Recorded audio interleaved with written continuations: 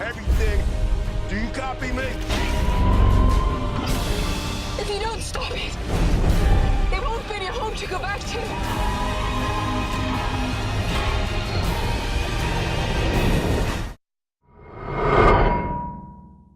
Donc tout d'abord, Charlize Theron, Meredith Wickers.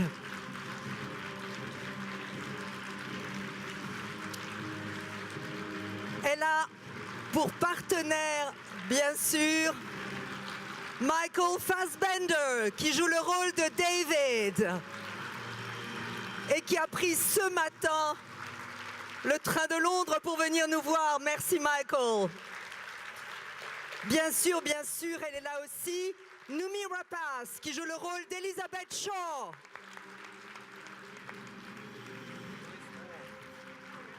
Et que vous venez également de découvrir il y a quelques minutes sur cet écran.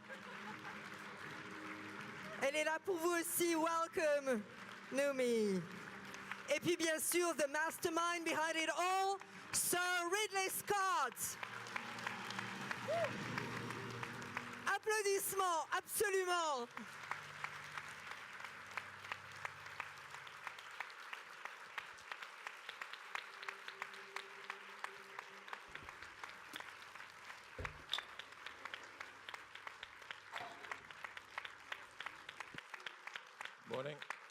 Bonjour. Bienvenue à vous tous et merci d'être ici à Paris. C'est un film tellement surprenant. Ma première question pour vous, Ridley Scott, le réalisateur.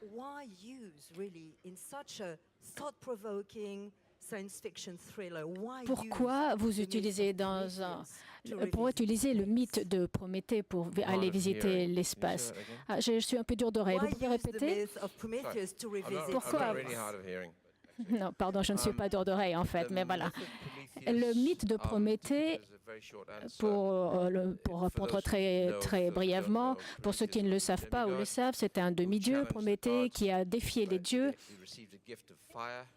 et en voulant donner donc le don du feu. Nous considérons dans le film que c'est la première technologie humaine et c'est un peu ce qu'on peut en faire par la suite. Et donc, après ça, les dieux l'ont puni. Et donc, c'est vraiment une métaphore que nous avons utilisée dans le film. Et vous le comprendrez en voyant le film.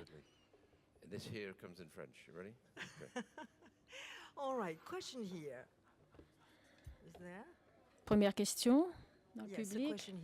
Bonjour.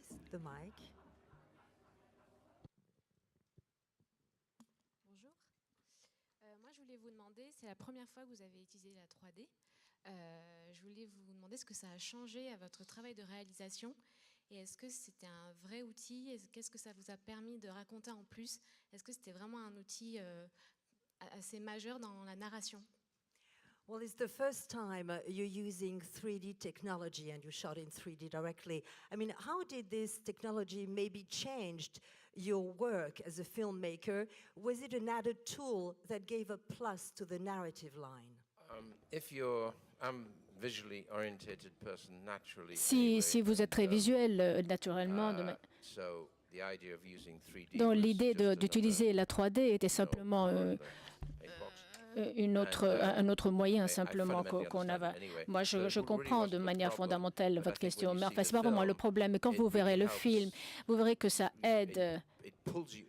Ça vous entraîne encore plus dans l'univers de l'histoire, même en faisant les dialogues avec une 3D qui soit bien présente et ça vous permet de rentrer dans l'univers du film. Et la raison pour laquelle, en fait, on oublie que nos yeux sont deux caméras.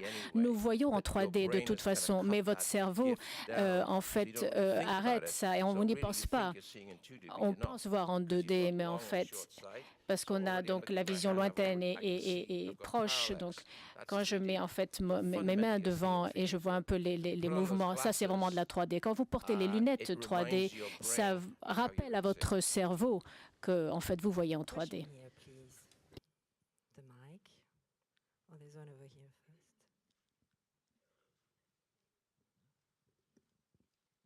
Hello, Okay, this question over here, the lady, and then we'll go to you. So it's a question for Ridley Scott. C'est une question pour Ridley Scott. Comment être sûr d'avoir choisi le véritable, le bon Android? Pourquoi l'avoir choisi à lui, à Michael Fassbender? Why did I shoot him? Michael, why do you think? Why do you think Michael, you were pourquoi chosen to play an pensez-vous android? avoir We want été to know choisi that. pour jouer le rôle d'un Android? On aimerait savoir.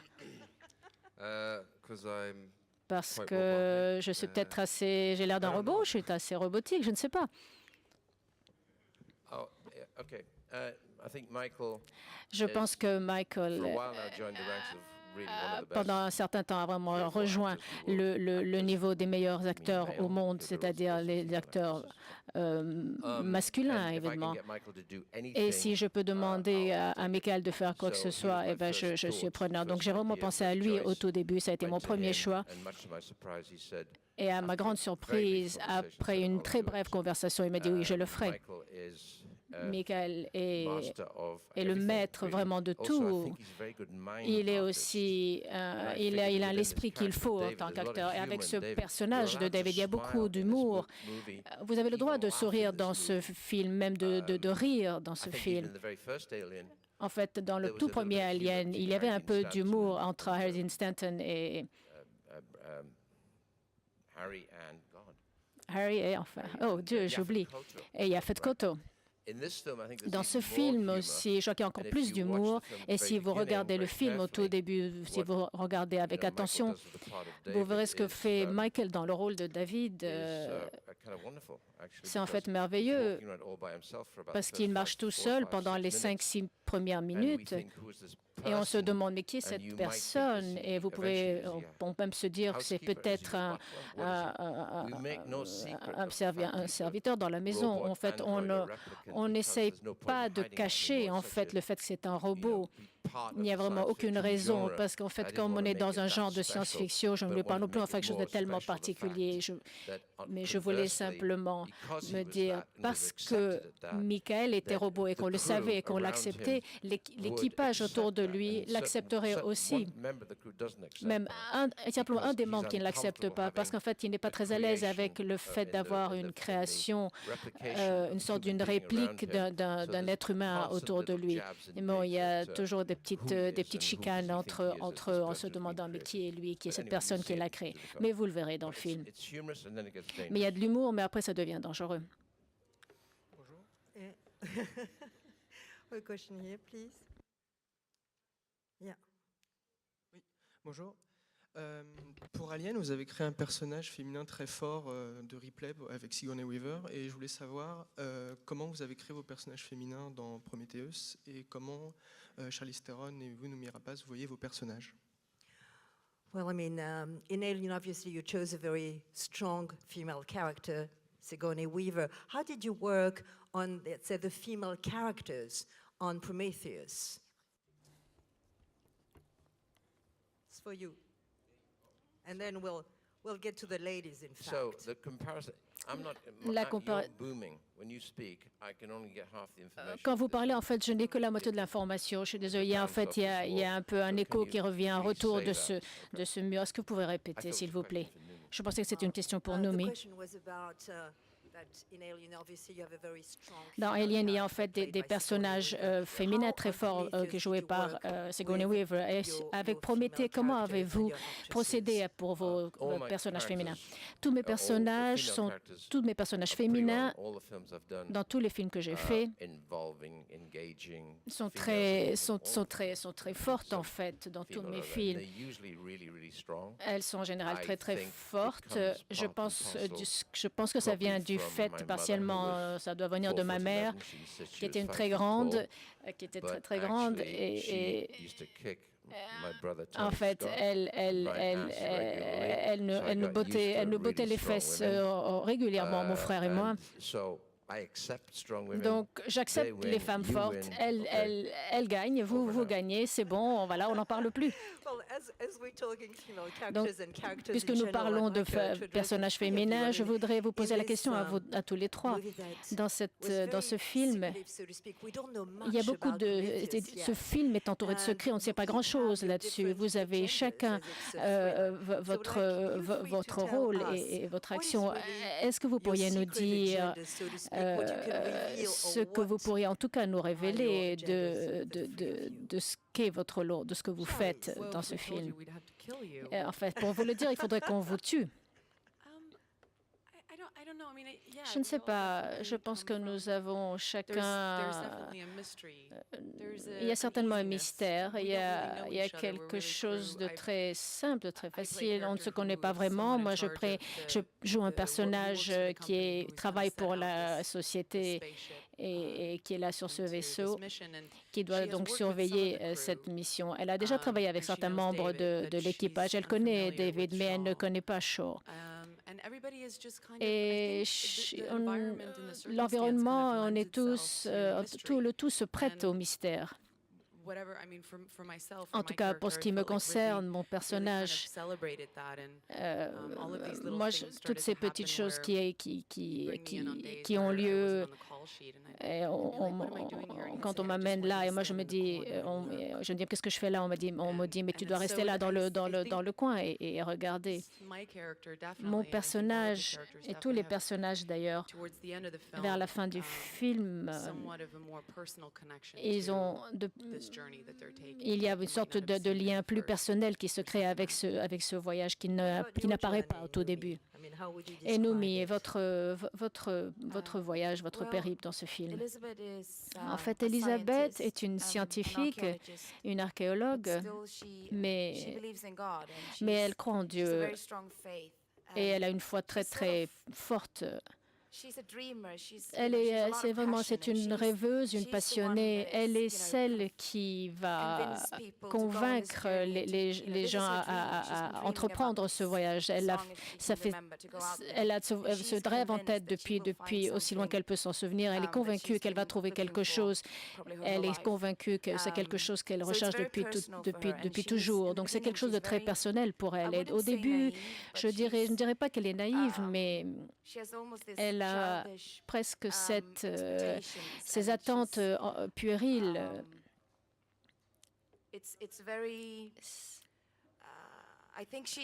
Je pense qu'elle est convaincue qu'elle va avoir toutes les réponses à tout ce qu'elle a toujours attendu toute sa vie. Et puis il y a des choses qui se passent dans le film.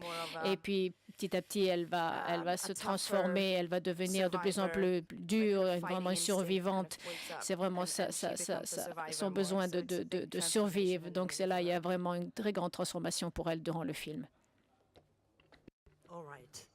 Next question. Where's the mic? Over here? Where's the mic? Okay. La prochaine question. C'est une question pour Noomi. Vous avez beaucoup de succès en Suède et grâce à Millennium, on vous connaît tous. Mais comment est-ce que vous ressentez maintenant d'être dans un film, le film le plus attendu de l'année?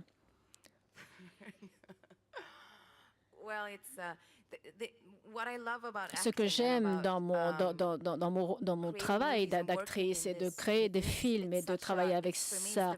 C'est vraiment ce qu'il y a de mieux, c'est le meilleur, c'est tout. Parce qu'il n'y a pas n'importe... Il faut toujours commencer à partir de zéro, peu importe ce que vous aviez fait avant, que vous avez fait des rôles bien ou pas avant. Ce qui est important, c'est c'est ce qu'on fait aujourd'hui et c'est ce qu'on va faire nous tous ensemble dans ce film. Peu importe si Ridley a fait des films et a fait les films plus extraordinaires pendant si longtemps, et Michael et Charlize aussi. Peu importe d'où vous venez, si vous êtes une grande star hollywoodienne ou bien une inconnue d'un autre pays, ce qui importe aujourd'hui, c'est ce qu'on fait tous ensemble. Et puis en fait, on oublie le monde autour de vous. Tout un peu semble disparaître parce que vous êtes une telle icône, Ridley. Et en fait, on oublie tout cela. Et en fait, on pénètre dans un autre monde tous ensemble et on travaille tous ensemble. Et quand on en sort, c'est là qu'on commence à réaliser que c'était une grande chose. Et là, je commence à me dire, j'aurais dû sentir la pression, j'aurais dû être peut-être plus nerveuse. Mais en fait, pendant que vous y êtes, vous ne le sentez pas. Parce qu'en fait, vous ignorez tout cela. Yes, the mic is here. Yes. Une question pour Sir Ridley, s'il vous plaît. Pourriez-vous nous dire un peu sur le lien entre Prométhée et Alien?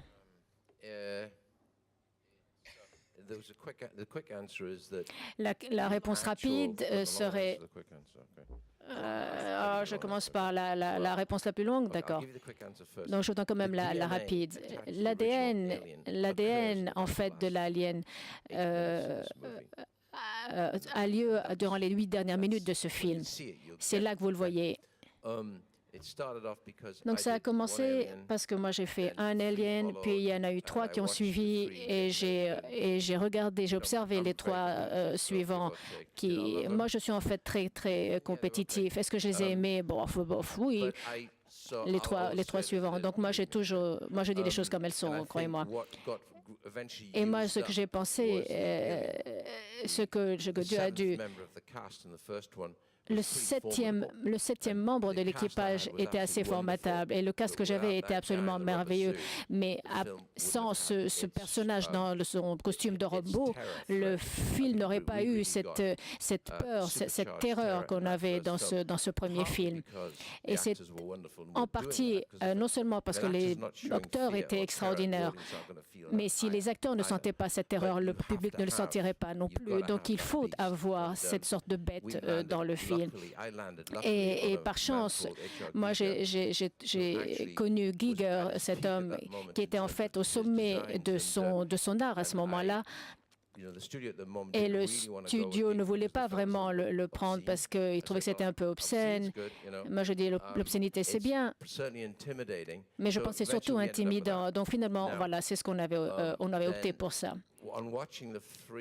Puis quand je regardais les 3 films qui ont suivi le premier Alien, aucun d'entre eux n'avait posé la question fondamentale et moi ça m'a surpris parce que pour moi c'était quand même l'évolution qui devait se faire d'une histoire à l'autre et se dire qui était cet homme dans le siège. En fait, ce Space Jockey, je ne sais pas d'où vient ce nom, mais ce grand squelette qui était assis dans ce siège, il fallait se demander, mais qui c'était, d'où venait-il? Moi, j'avais une sorte de ce que j'appelais un wagon de bataille. Et c'est un peu comme c'est un croissant. Pour moi, ce vaisseau est un croissant. Et en fait, il s'est divisé, il ne s'est pas écrasé. Personne vraiment n'a répondu à cette question. Il y avait toute une nouvelle histoire qu'on pouvait démarrer là. Donc quand je suis revenue chez Fox il y a 3 ans, je leur ai dit, je crois que je voudrais... je n'aime pas utiliser le mot franchise, mais je leur ai dit que je voulais reprendre un peu cette franchise, en faire autre chose. Et ils ont accepté. Et j'ai commencé à écrire avec John Spate et par la suite avec Damon Lindelof. Et c'est intéressant parce qu'en fait, quand vous écrivez, comme vous le savez, c'est très organique. Quand je travaille avec des écrivains, c'est vraiment, on s'assoit durant des jours et des semaines à table et on est tout le temps là. Et en fait, on essaye vraiment de répondre à vos problèmes. Un matin, il y a 1 heure, à un moment, il y a quelque chose qui va se dire. On va se dire, tiens, je n'avais pas pensé à ça. Et quelquefois, c'était plus le fait d'éliminer certaines choses. Donc, graduellement, les choses ont évolué et se beaucoup éloignées d'Alien. Et c'est ce qu'on appelle aujourd'hui Prométhée. En fait, la connexion, c'est vraiment ce petit fusible. Et ça nous a amené à quelque chose de tout à fait différent. Bonjour, c'est une question pour Charlize. On vous revoit de nouveau sur nos écrans. Bon retour, d'ailleurs. Comment on peut passer d'un film aussi différent que Young Adult à Prometheus, par exemple? Comment on se prépare pour jouer aussi différemment dans des studios totalement différents, avec des réalisateurs totalement différents? Well, this is a question for you, Charlize. I mean, the lady was wondering how you prepare for such different parts. For instance, you just went from Young Adults to Prometheus.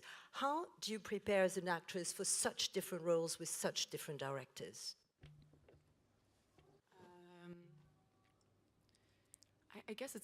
Je crois que c'est un peu ce que Noumédi a dit. À chaque fois, on recommence, on redémarre de zéro. En fait, on n'arrive pas dans un nouveau job en portant avec soi ce qu'on a fait, ce qui les reste. Pour moi, c'est quand même facile, c'est vraiment facile. Moi, je n'ai jamais travaillé avec deux réalisateurs qui se ressemblent. Je n'ai jamais travaillé sur deux films dont l'approche était similaire. C'est ce qui vraiment rend ce métier amusant et intéressant. Je crois que personne n'aime faire quelque chose qui est une sorte de régurgitation de ce qu'on a fait avant. En fait, naturellement, vous n'avez pas vu le film, moi non plus. Donc peut-être que j'ai fait la même chose, qui sait, mais c'est en fait très différent. Et Jason Reitman n'est pas vraiment différent de Ridley Scott, mais c'est deux films tellement différents. Mais je pense qu'il y a vraiment une énergie qui nous porte d'un film à un autre. Enfin, c'est des films tellement différents. Pour moi, en tant qu'actrice, ce n'est jamais difficile. Il n'y a jamais de souci pour moi que les choses empiètent l'une sur les autres. Naturellement, il y a toujours des corrélations qu'on peut peut-être trouver, mais les circonstances sont tellement différentes. Et puis je bois énormément, beaucoup d'alcool, ça aide beaucoup. Est-ce que c'est comme ça que vous vous préparez? En fait, on a tous beaucoup bu. Et c'est en fait en étant un peu sous qu'on s'est dit que Meredith Vickers est un peu une alcoolique. Oh, here first, and then we'll go to you. Bonjour.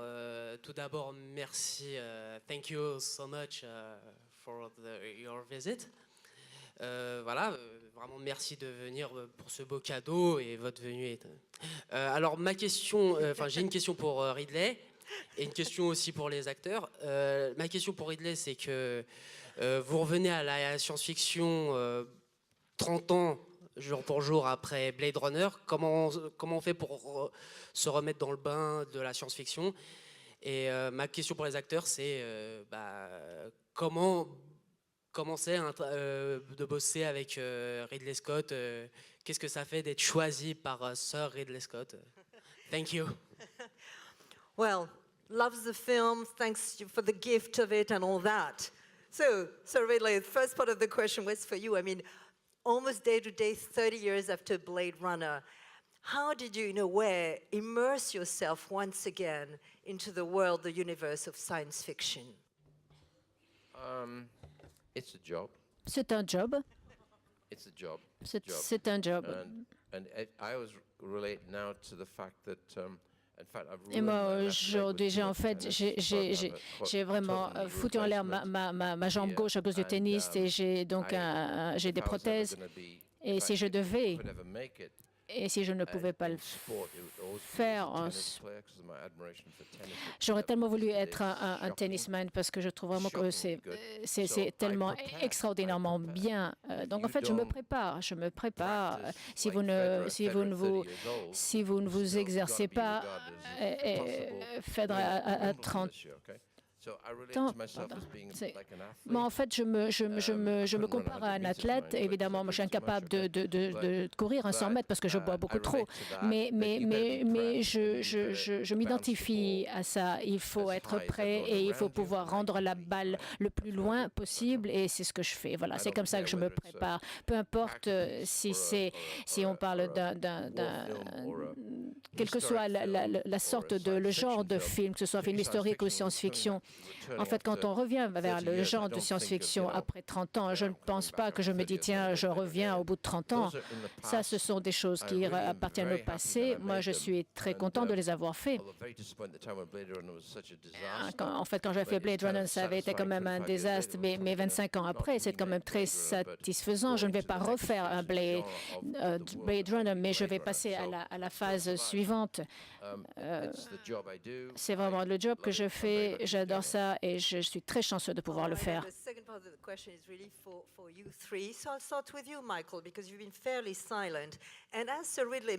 Je demande la question, c'est pour vous, Michael, parce que vous avez été assez silencieux et qu'il se compare à un tennisman. Donc, comment ça a été pour vous de travailler avec Ridley et comment est-ce qu'on se sent d'avoir été choisi par le boss? Et Sir Ridley a dit, il a fait référence à un joueur de tennis. Et en fait, quand vous avez pris ce rôle, racontez-nous. D'abord, enfin de recevoir déjà un appel de lui. Je pense que d'abord, on s'est rencontrés la première fois en 2008. Vous m'aviez invité à votre bureau. Et en fait, une chose à propos de Ridley, c'est que lui voit tout et il a quand même cette passion pour les films, comme aussi pour la première séquence de Millennium, comme vous me l'aviez dit, Sir Ridley. Et puis on vous propose, je reçois cette offre et je me dis, oh mon Dieu, c'est incroyable. Il faut que je me dis, je dois rentrer chez moi et me préparer. Et comme M. Ridley a dit, il faut se préparer tout le temps. Comme ça, quand j'arrive sur le plateau, je peux permettre aux choses d'arriver parce que je sais à peu près vers quoi je vais. Et en fait, c'était extrêmement amusant. J'étais assez nerveux le premier jour. Je ne savais pas très bien à quoi m'attendre. Et puis, c'est devenu presque comme un jeu. Nous sommes tous les deux très sérieux sur le boulot, mais c'est quand même une joie. On n'avait aucune idée jusqu'à ce que les choses se fassent.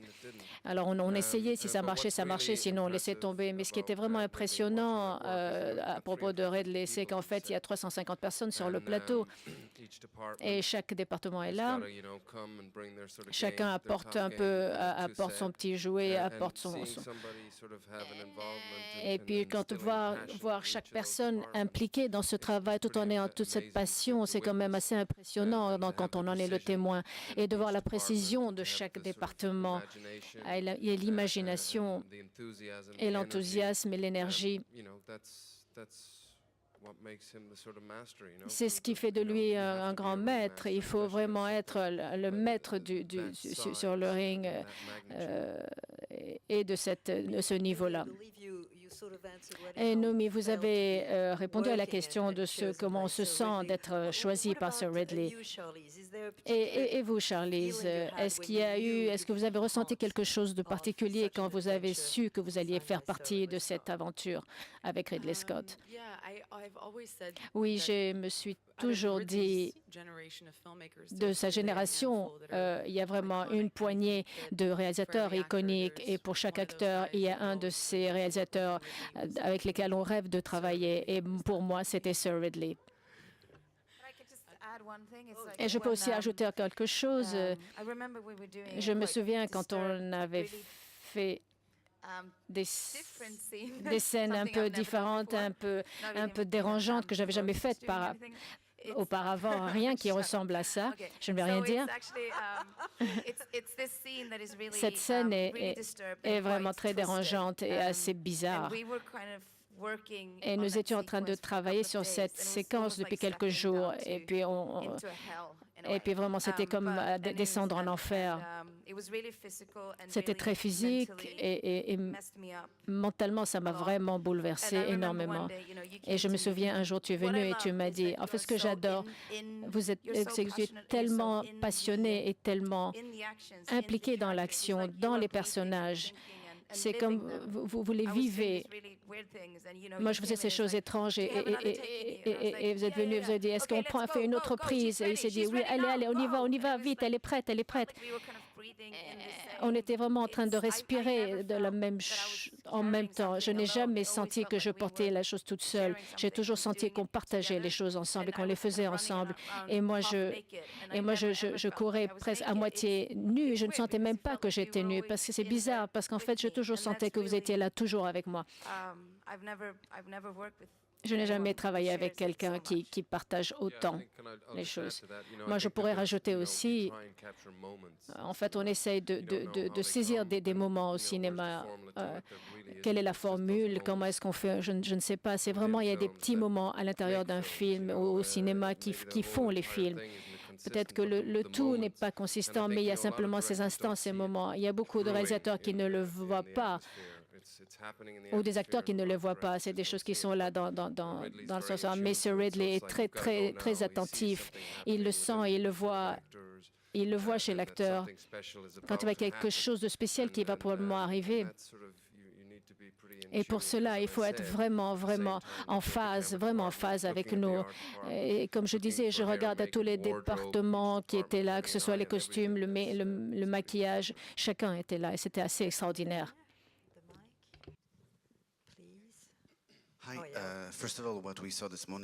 Ce qu'on a vu ce matin était extraordinaire, c'est impressionnant. Ma première question, quel a été le défi le plus grand pour chacun d'entre vous? Et ma deuxième question pour Sir Ridley, est-ce que ce qu'on va voir là, est-ce que c'est votre code, Est-ce que vous pouvez répéter? Oh, je pensais que vous m'avez dit que j'avais dirigé Dieu. Non.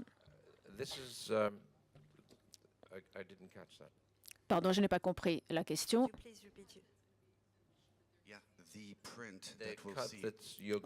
Ce que vous allez voir au cinéma, est-ce que ce sera... Oui, c'est toujours, c'est toujours ma décision à la fin. Si le film va avoir la chance d'avoir une suite et le fait que vous puissiez acheter un jour un DVD qui avait cette merveilleuse technologie, parce qu'en fait on a tous les extras pour comprendre comment est-ce que le making of, comment le film s'est fait. Et ça nous donne la possibilité de montrer qu'il y avait en fait des séquences qu'on n'avait pas incluses, mais celles qu'on a gardées pour le cinéma, c'est vraiment ce que je pensais être nécessaire. J'ai fait une seule fois une erreur, je pense c'était une seule, quand j'avais vraiment arrêté le film un peu trop tôt. Mais j'avais enlevé 17 minutes d'un film, ça ne l'a pas vraiment gâté, mais en fait ça a un peu changé. Là, vous avez une très bonne version. Je pense que sans les crédits de fin, qui sont 3-4 minutes, c'est 1h59 minutes. Donc c'est très serré et c'est comme ça que ça devrait l'être. Et je voudrais rajouter avant de terminer, quand je recherche des acteurs, moi j'ai un don pour le casting et en général je me suis préparée, je ne sais pas vraiment qui je veux, mais ça ne sape en rien mon travail de recherche d'acteurs, parce que je sais ce que je cherche. J'ai un très bon directeur de casting qui est très bon pour toutes les négociations, mais moi je recherche les gens comme ces 3 acteurs qui sont là avec moi sur scène, parce qu'il y a 3 pensées différentes et qu'il y a trois acteurs qui ont les pieds bien sur terre. La plupart des films sont tous des antithèses, vraiment. Je ne sais pas ce que vous faites pendant 3 mois et demi en train de rechercher des acteurs. Moi, je crois que je me flinguerais. Moi, j'aime répéter autour de la table avec les gens avec qui je me sens très à l'aise, parce qu'en fait, quand je les choisis, je ne parle même pas de leur rôle. Je discute avec eux, je voudrais les connaître en tant que personne. Et quand ils s'ouvrent à moi, là, je me dis, c'est bon, ils sont assez relaxés, on peut parler de leur rôle. Donc, d'abord, je les amène à parler d'eux-mêmes, et une fois que je comprends et je comprends comment est-ce qu'ils raisonnent, je sais qu'ils savent lire, mais bon, ça après on peut être déçu. De choisir des gens comme ces gens, ils vont aller rentrer chez eux et ils vont se préparer et ils vont arriver sur le plateau avec leurs idées et ils vont me dire, tiens, j'ai pensé à ça, qu'est-ce que tu en penses? Voilà ce que je recherche. Mon job, c'est d'être là, de ne pas être là avant et pendant que je filme. Je voudrais être surpris par ce qu'ils font. Moi, j'essaie de saisir les moments qui n'ont même pas été discutés avec nous, mais je saisis ces moments durant le tournage et je les prends. C'est ça le cinéma, c'est ce qui le rend intéressant. C'est à vous, donc, lourde responsabilité. Est-ce que le mythe de Prométhée était là au début, depuis le début de l'écriture? Est-ce qu'on peut attendre vraiment une fin un peu particulière? Et est-ce qu'on peut imaginer que vous êtes inspiré d'autres rôles que vous avez joués, Michael, vous, pour ce rôle-là? Non, pour être honnête, je n'ai pas regardé aucun des films Alien avant je les avais vus auparavant, mais pour une raison que je ne sais pas, j'ai décidé de ne pas les revoir avant d'aller sur le plateau. On avait d'autres idées. J'ai revu Blade Runner. Il y avait quelque chose au niveau des réplicants que je trouvais intéressant. Dom Sean Young, le personnage de... Mais pour l'inspiration de mon personnage, on a discuté avec Sir Ridley et puis il m'a dit, je voudrais que vous voyiez Lawrence d'Arabie. Et je voudrais que vous voyiez le film The Servant avec Dirk Bogarde. Et j'ai revu le film avec David Bowie, The Man Who Fell to Earth. Et puis, je me suis dit, il y a vraiment des images quand vous lisez le scénario. Il y a des personnages, il y a des choses qui vous viennent à l'esprit. Et c'est un peu comme ça que j'ai essayé d'approcher mon personnage, pour pouvoir apporter quelque chose de tout à fait différent. Je ne voulais pas être influencé par ce que les autres avaient fait dans les autres Aliens.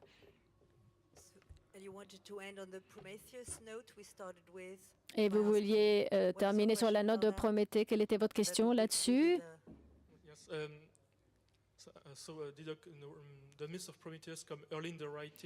Le mythe de Prométhée est là depuis le début.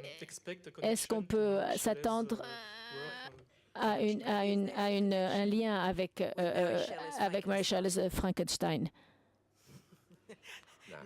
Non. Le mystère va rester entier jusqu'à ce que nous puissions découvrir tout le film. Merci beaucoup d'avoir été avec nous ce matin. Merci Sir Ridley Scott d'être venu à la science-fiction.